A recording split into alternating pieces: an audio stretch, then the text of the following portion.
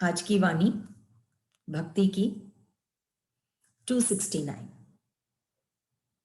तर्क तक जाते हैं, ताकते नहीं रूप, अरूप में भी तो तुम ही हो।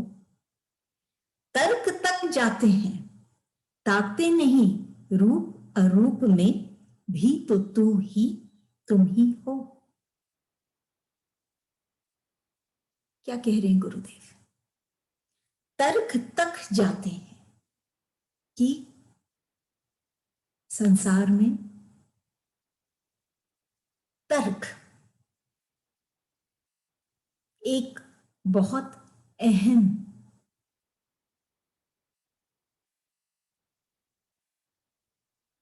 विषय बन गया है, जिससे सिर्फ और सिर्फ कुछ हाथ नहीं आता। ये तर्क निरर्थक है, लेकिन फिर भी लोग तर्क करते रहते हैं। और खास करके ये भक्ति की वाणी है। भक्ति में भी ईश्वर के लिए भी, गुरु के लिए भी, धर्म के लिए भी, हर एक विषय में तर्क ही तर्क है। तर्क क्या है? तर्क तक तो जाते हैं। तर्क ऐसे लगता है कि सिर्फ वो अपनी बात आगे रखना चाहता है और सिर्फ ये कहना चाहता है कि जो हम कह रहे हैं वही सही है। इससे एक तर्क का रूप बन जाता है।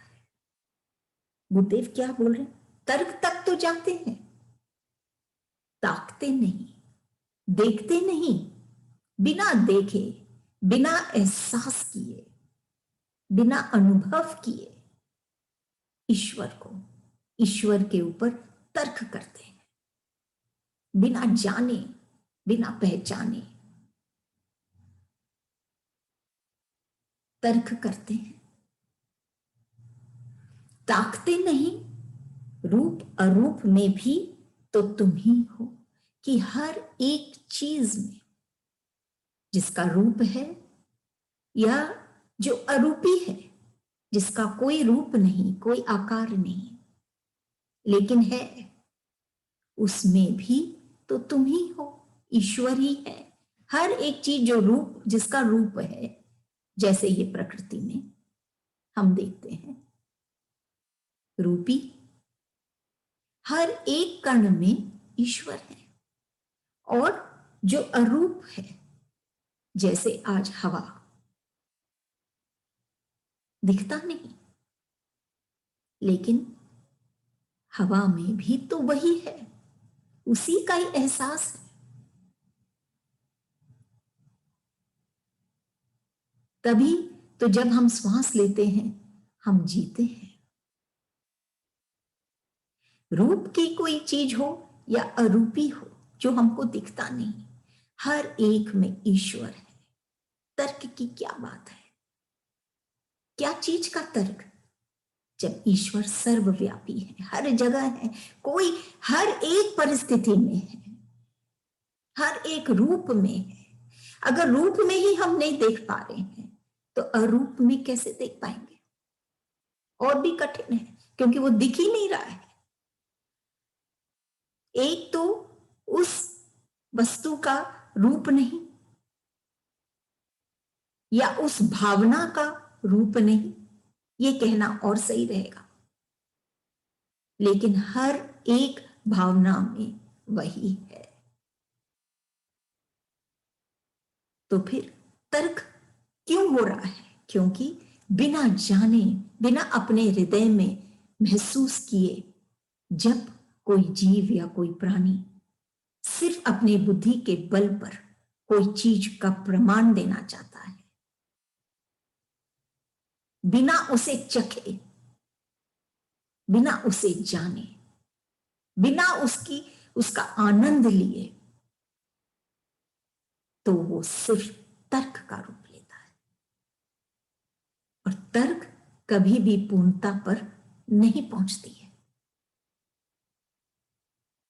जैसे पहली वाणियों में कह गए गुरुदेव कि ये तर्क करते हैं बुद्धि के बल पर, और फिर छोड़ जाते हैं और उलझन देकर कि जो इस रास्ते पे चलना भी चाहता है तो वो और उलझता ही चला जाता है।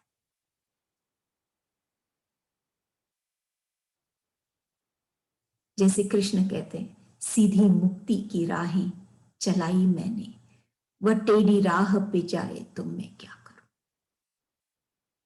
क्या कहते हैं ईश्वर? कृष्ण वो कहते हैं कि मैं सीधी राहें, सहज तरीका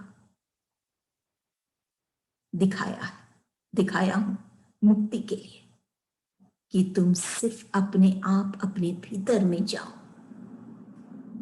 और ये सब चीजों से हम मुक्त हो जाते हैं जो हमको बेचैन करता है, और हम उस शांताकारम तक हम पहुंच पाते हैं। लेकिन अगर हम टेढ़ी राह पे जाना चाहें, हम तर्क करना चाहें, तो हम सिर्फ और सिर्फ बेचैनी ही पाएंगे। बेचैनी पाएंगे, समय को हम बर्बाद करेंगे तर्क में।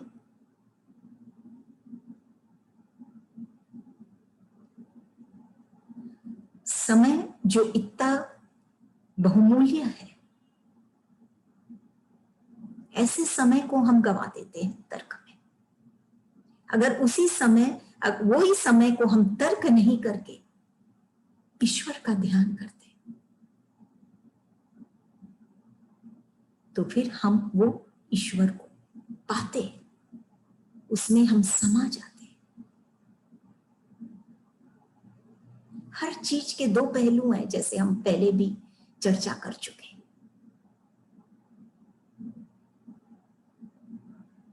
ये आसमान है, ये कितना विशाल है, लेकिन निरस है, उसमें कोई रस नहीं। लेकिन जब ये बादल आते हैं घनश्याम के,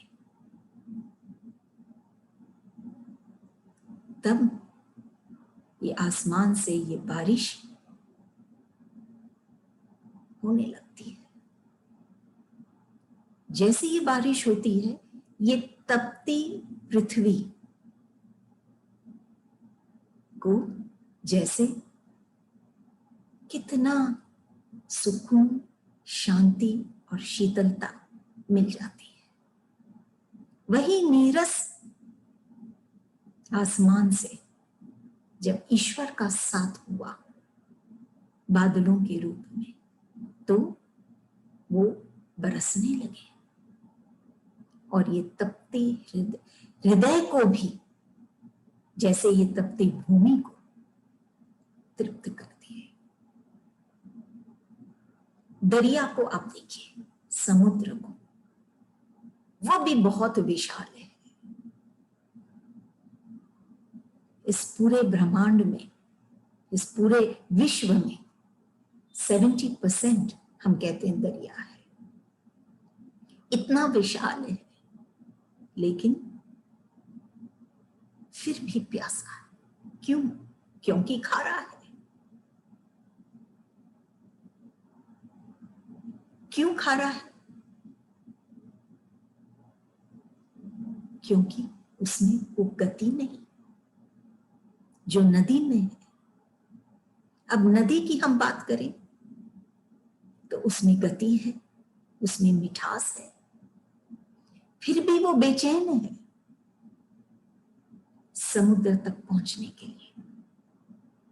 जैसे समुद्र में पहुंचती है वो नदी, वो तृप्त हो जाती है, अपना उसका अस्तित्व ही मिट जाता है और वो शांत हो जाती है, उसकी बेचैनी दूर हो जाती है। तो कैसे ये खारा समुद्र, वो प्यासी नदी, वो बेचैन नदी जो मीठी थी लेकिन फिर भी बेचैन थी, उसको तृप्ति प्रदान किया ये समुद्र ने। तो ईश्वर ऐसे ही है, विशाल है, लेकिन जब तक हम उनका स्पर्श नहीं करेंगे, उनका स्पंदन हम नहीं पाएंगे, उनका अनुभव हम नहीं करेंगे, जैसे वो नदी में सागर का, जैसे वो बादल उस आकाश में, तब तक हम ईश्वर को नहीं जान पाएंगे और ईश्वर की कृपा को हम नहीं देख पाएंगे। तब इसमें गुरुदेव क्या कह रहे हैं? तर्क करता रहता है, देखता नहीं, ताकता नहीं, सिर्फ वो नीरस आसमान को देख रहा है, आकाश को देख रहा है, वो खारा समुद्र को देख रहा है, लेकिन स्पर्श करेगा, जानेगा, पहुंचेगा उस तक, तो वो बारिश का अनुभव करेगा और वो शांति का अनुभव करेगा। तो ताकता नहीं, रूप और अरूप में भी तो तुम ही हो, उस खारे समुद्र में भी तो वही है, उस नीरस आकाश में भी तो वही है। तभी वो बादल आए, तभी वो नदी को तृप्ति मिली। ताकते नहीं, सिर्फ तर्क करते हैं।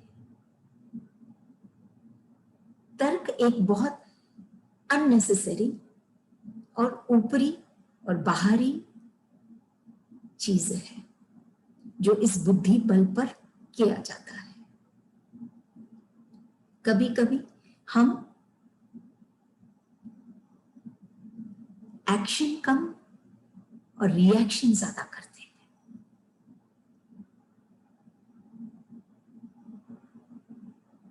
हम कर्म कम करते हैं लेकिन हम रिएक्ट ज्यादा करते हैं तर्क के रूप में।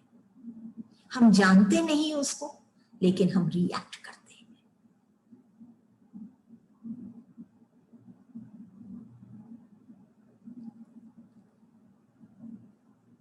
कर्म हम कम करते हैं और क्रिया कर्म ये तो हम कम करते हैं, लेकिन प्रतिक्रिया हम ज्यादा करते हैं। पहले हम ईश्वर को जाने, उनको देखें, हर एक में, जिसका रूप हो उसमें भी और जिसका रूप नहीं है लेकिन है, जैसे भावनाएं, जैसे बहुत चीजें हैं, उसका रूप नहीं लेकिन है, जैसे हमारा हृदय।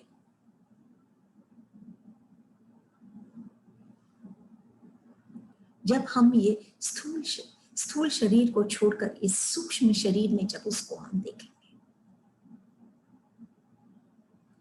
कि वही तो है, हर एक स्थिति में, हर एक परिस्थिति में, हर एक चीज जिसका रूप है उसमें,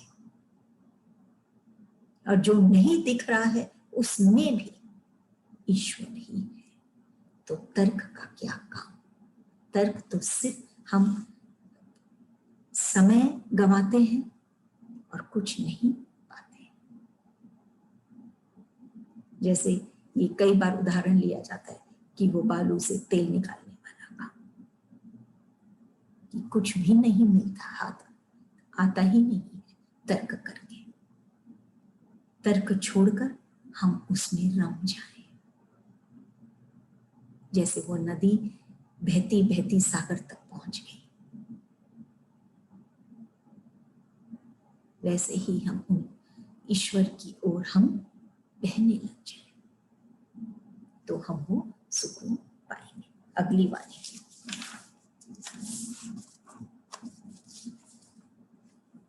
270। क्या इसलिए बुद्धि दी कि भ्रम हो, अहंकार दिया कि किसी को कुछ न माने? भक्त पूछ रहा है ईश्वर से, क्या इसीलिए बुद्धि दी कि भ्रम हो? ये दो खास शक्तियां एक इंसान के पास है, और वो है बुद्धि और दूसरा अहंकार। ये बहुत शक्तिशाली है क्योंकि ये हर एक जीव के पास नहीं, सिर्फ मनुष्य के पास है। बुद्धि और अहंकार। लेकिन ये जो पावरफुल शक्ति हमको ईश्वर ने दिया है, उसका मनुष्य गलत इस्तेमाल कर रहा है। तभी वो भक्त पूछ रहा है, क्या इसलिए दिया है बुद्धि कि भ्रम हो? अब ये बुद्धि तो है, लेकिन इस बुद्धि में भ्रम है, कंफ्यूजन है, क्या सही है क्या गलत है, क्या करना है क्या नहीं करना है। खाली जो दिख रहा है वही सही मानते हैं, जो नहीं दिख रहा है उसको जानते ही नहीं, तो भ्रम है। क्योंकि ये संसार रहस्यमय है, इसको जानना बहुत कठिन है। बुद्धि बल पर हम नहीं जान पाएंगे।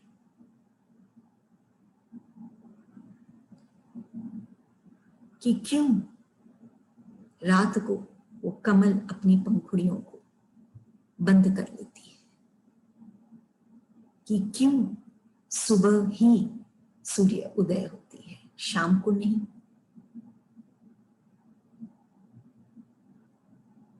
कि क्यों ये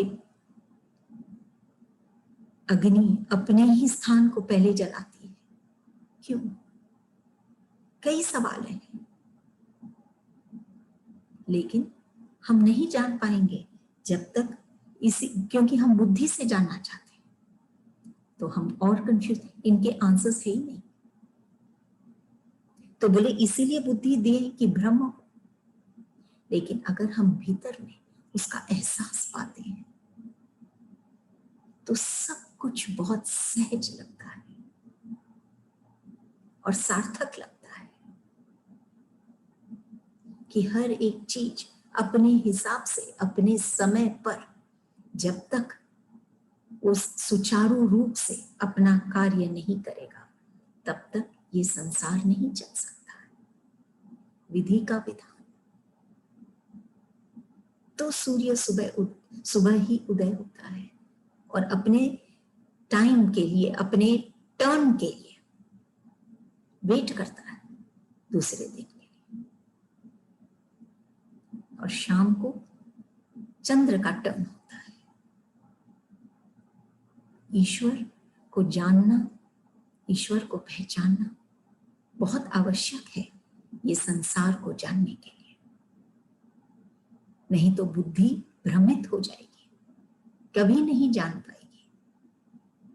तो बोल रहे हैं कि बुद्धि इसलिए दिए कि भ्रम हो? नहीं, बुद्धि तो बहुत शक्तिशाली है।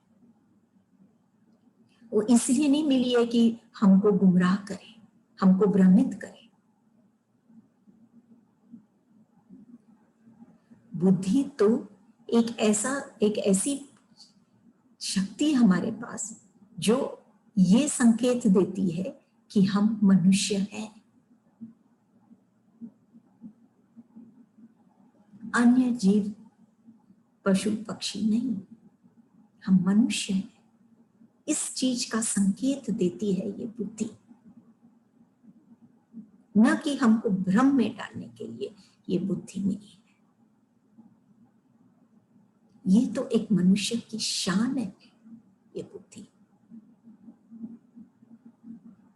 और कहते हैं अहंकार, अहंकार दिया कि किसी को न माने, किसी को कुछ न माने।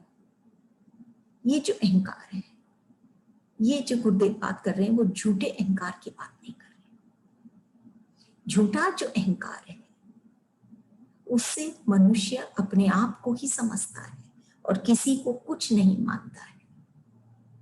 लेकिन अहंकार तो इस तन का एक हिस्सा है, हो सकता है सूक्ष्म है, दिखता नहीं,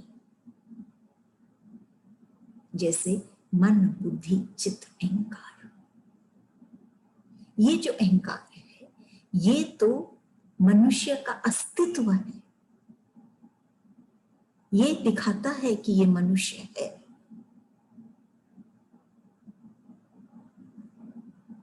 वो उसका संबोधन है ये अहंकार। अहंकार नहीं होता तो मनुष्य ही नहीं होता, वो मैं ही नहीं होता कि मैं हूं, मैं सो एंड सो हूं। ये मैं कौन है? वो है ये अहंकार। तो अहंकार दिया कि किसी को कुछ ना माने, इसीलिए ये अहंकार दिया कि औरों से कोई मतलब ही नहीं है इस अहंकार का। जो असली में अहंकार है, हमारा अस्तित्व है कि हम ईश्वर के अंश हैं, ये है मैं।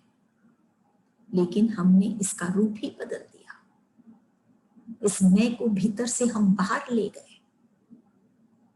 जब जब जब मेरी बढ़ी, तब तक ये मैं बढ़ा, ये अहंकार बढ़ा, ये झूठा अहंकार बढ़ा, जो मैं नहीं हूं वो बढ़ा।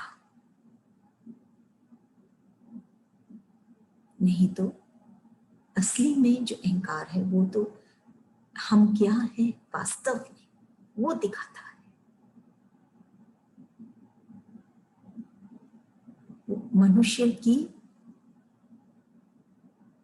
क्या बोले, जड़, नींव, जिसके बिना वो मनुष्य ही नहीं।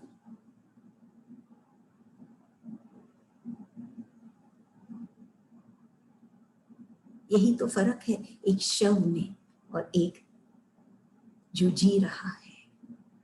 क्या अंतर है? ये मैं ही तो नहीं है।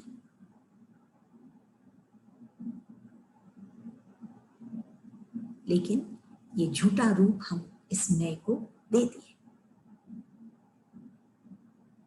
कि मैं जो था एक्चुअली ईश्वर का आत्मा,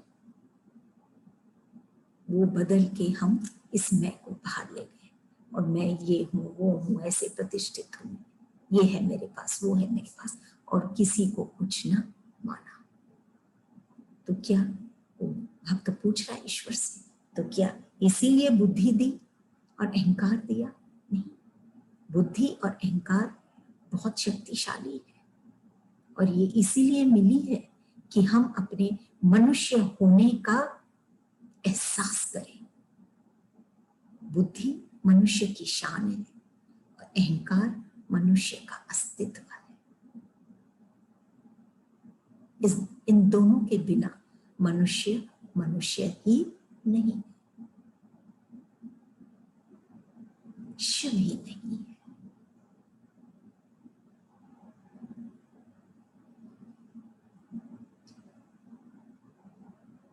अगली वाणी 271। शब्द बड़े कि तुम तो शब्दों में क्यों रमा रखा है?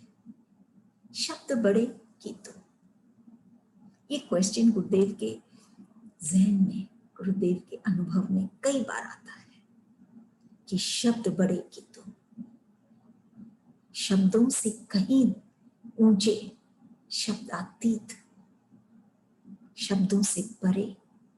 हम शब्दों में ईश्वर को बांध ही नहीं सकते। किस हद तक? 2 शब्द, 4 शब्द, अन्य शब्द, लेकिन फिर भी हम उनकी तुलना नहीं कर सकते। शब्दों में बात है, गहराई है, लेकिन ईश्वर की गहराई, जैसे पहले वाणी में गुरुदेव हमको समझाते हैं, वो शब्दों से शब्दातीत है, शब्दों से परे है ईश्वर की गहराई। तो शब्द बड़े कि तुम बड़े हो। शब्दों से हम कैसे कह सकते हैं कि तुम कितने बड़े हो?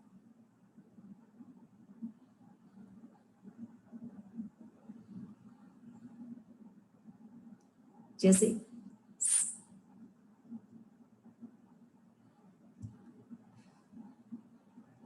एक बच्चा पूछता है माँ से कि तुम मुझे कितना प्यार करती हो, क्या बताएगी? इतना, इतना, कितना। शब्दों से कैसे बयां कर सकती है? ऐसे ही भक्त अपने ईश्वर की बात कैसे शब्दों से बयां कर सकते हैं? जहां ये असीम प्रेम होता है, वहां शब्द कम पड़ जाते हैं, क्योंकि वहां सिर्फ अनुभव होता है। वहां एक मनुष्य की बुद्धि और अहंकार का एहसास होता है, न कि गलत इस्तेमाल। तो कह रहे हैं शब्द बड़े कि तुम तो शब्दों में क्यों रमा रखा है? अगर तुम बड़े हो तो हमको शब्दों में क्यों रमा रखा है? हम क्यों अभी भी शब्दों में उलझ रहे हैं?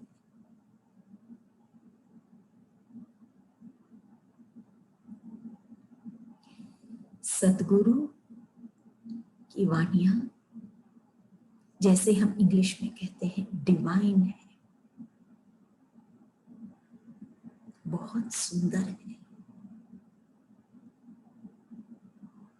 हमारे रूह को स्पर्श करती है, हमारी आत्मा को स्पर्श करती है, मन बुद्धि चित्त अहंकार सबको स्पर्श करती है। ऐसी है ये वाणियां। ये वाणियों को पढ़कर सिर्फ जो इन वाणियों का मनन करते हैं सिर्फ वो नहीं, लेकिन जो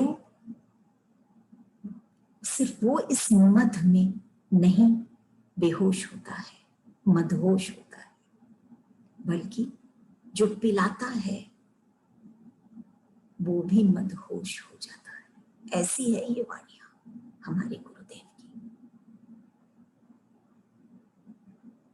तभी वो कह रहा है भक्त कि हमको शब्दों में क्यों तुम उलझा रखे हो, क्यों रमा रखे हो? क्योंकि ये जो शब्द है कभी कभी जरूरी है, इसीलिए कि और जो इस राह पे चलना चाहते हैं, इस आनंद की ओर जिसकी यात्रा है, वो इन शब्दों से, जैसे आज गुरुदेव ये वाणियों को लिखकर हमारे लिए हमारे आगे रखे हैं, तो हम भी उस स्थिति में कहीं ना कहीं हम उस राह पर चल सकते हैं। इसीलिए शब्द है, शब्दों में क्यों रमा रखा है? अगर क्वेश्चन है तो एक इसके कई आंसर है। एक है कि रामान शब्दों में रमने की कोई आवश्यकता नहीं, क्योंकि ईश्वर तो शब्दों से परे है।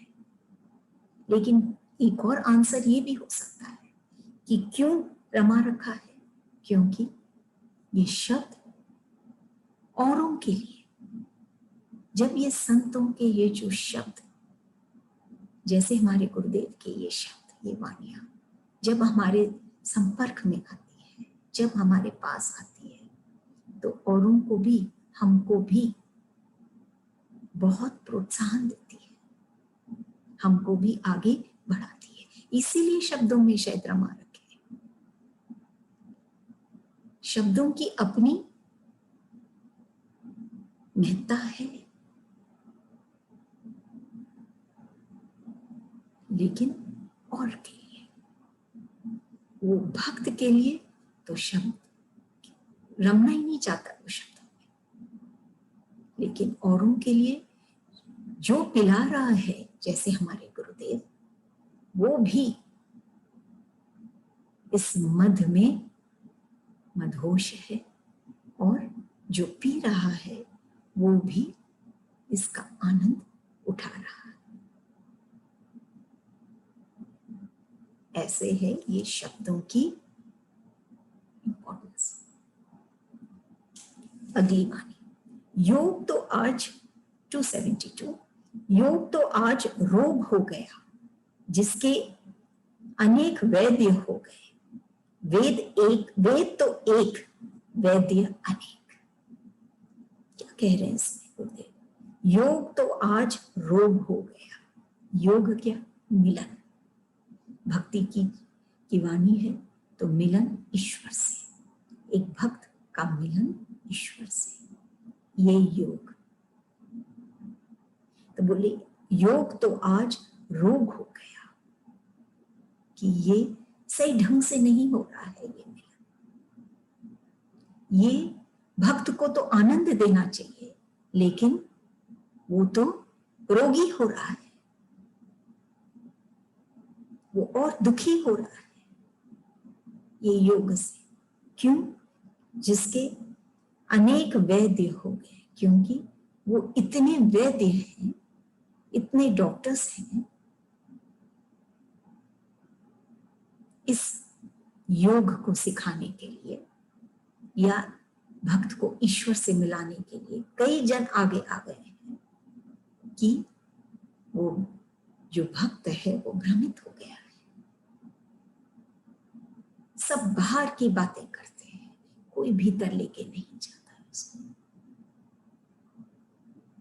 वेद तो एक ही है कि ईश्वर को पाने का योग जो है या वेद जो है, तरीका एक ही है, और वो है वो भक्त के हृदय की विकलता। जब तक उसके हृदय में वो व्याकुलता नहीं उठेगी कि मुझे मिलना है, वो नहीं मिल पाएगा, चाहे अनेक वैद्य क्यों नहीं कोशिश करें। लेकिन जब तक वो अपने भीतर ये व्याकुलता नहीं पाएगा, तब तक वो ईश्वर को नहीं पाएगा। अगर कोई, हम ये कहें, अगर कोई मूर्ख व्यक्ति कौन? जो अपने आप को बुद्धिमान समझता है। अगर कोई मूर्ख व्यक्ति कोई सर्वश्रेष्ठ व्यक्ति से जो प्रतिष्ठित है उससे कोई दुर्व्यवहार करे, बेढंग से बिहेव करे, तो क्या होगा?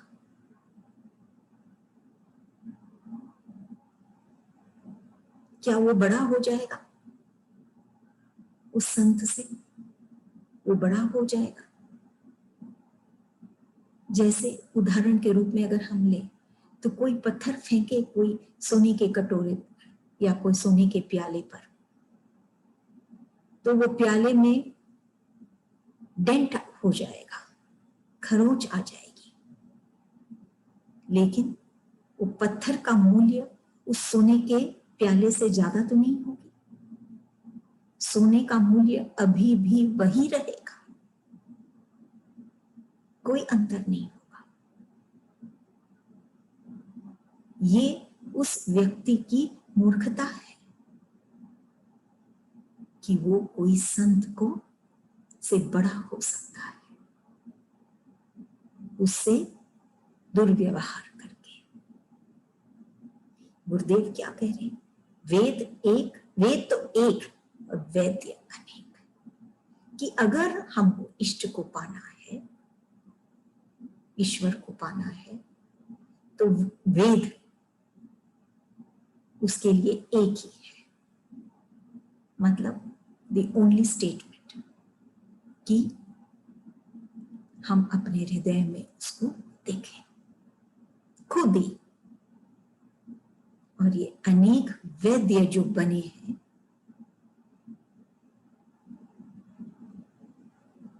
वो दिखाना चाहते हैं, योग कराना चाहते हैं, अपने आप को बड़ा समझते हैं, लेकिन कभी भी वो उस भक्त से बड़े नहीं हो सकते जो खुद स्वतः ही अपने आप में मूल्यवान है, क्योंकि उसने ईश्वर को पाया है और वो खुद ही पाएगा।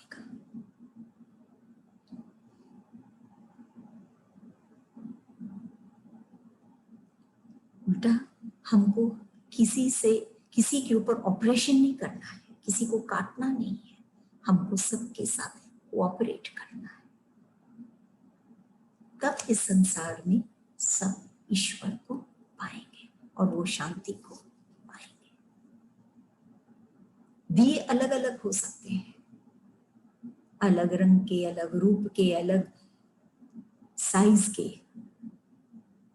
लेकिन रोशनी तो एक ही हो।